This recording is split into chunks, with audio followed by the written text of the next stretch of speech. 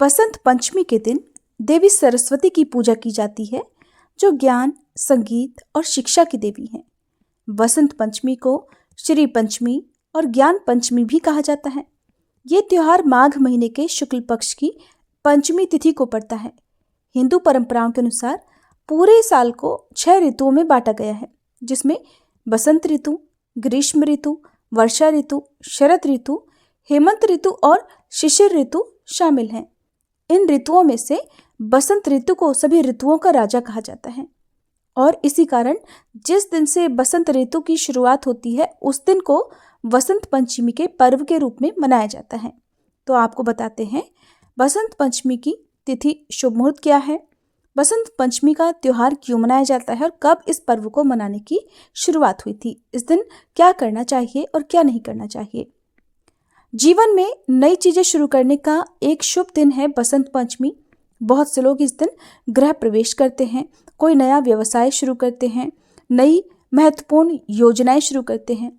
इस त्योहार को अक्सर समृद्धि और सौभाग्य से जोड़ा जाता है। जो छात्र हैं वो भी अपनी शिक्षा का शुभारंभ इसी दिन से करते हैं।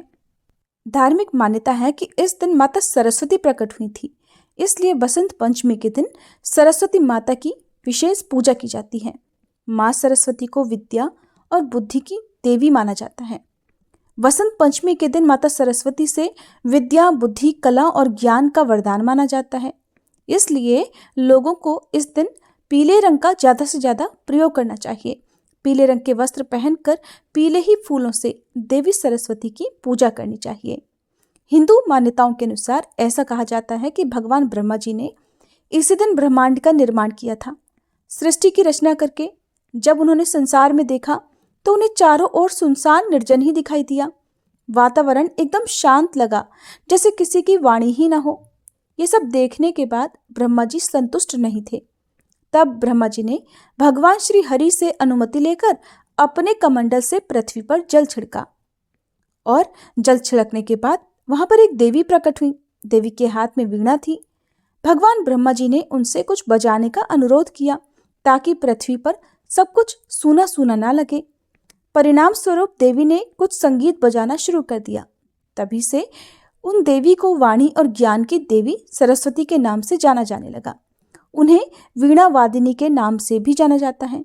ऐसा माना जाता है कि देवी सरस्वती ने ही प्राणियों को वाणी, बुद्धि, बल और तेज प्रदान किया। संगीत की उत्पत्ति के कारण ये संगीत की देवी भी कहलाती हैं। माँ सरस्वती की पूजा करने से ज्ञान का दीप जल उठता है। आज के दिन कुछ काम ऐसे हैं जो भूले से भी नहीं करने चाहिए, जैसे वसंत पंचमी के दिन गलती से भी तामसिक भोजन या मदिरा का सेवन नहीं करें, नहीं तो पूजा का फल नहीं मिलेगा। इस दिन सात्विक रहकर माँ की पूजा करनी चाहिए। माँ सरस्वती ज्ञान और वाणी की देवी है। कहते हैं कि हर दिन एक समय ऐसा आता है जब देवी सरस्वती मनुष्य की जिह्वा पर विराजमान होती हैं और इस वक्त कहे गए शब्द सच हो जाते हैं। इसलिए वसंत पंचमी के दिन अपनी वाणी पर संयम रखें, गलती से भी किसी को अपशब्द ना कहें, क्योंकि माँ ज्ञान और विद्या की देवी हैं।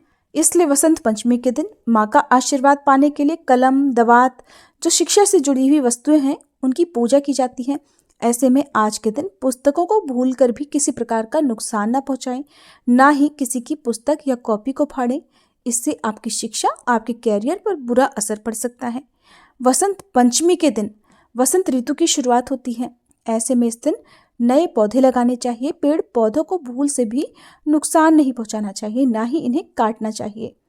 आज के दिन पीले वस्त्र पहनकर पीला ही कुछ प्रसाद आपको ग्रहण करना चाहिए, जैसे कि आप माँ सरस्वती को बूंदी के लड्डू का भोग या पीली मिठाई का भोग लगा सकते हैं।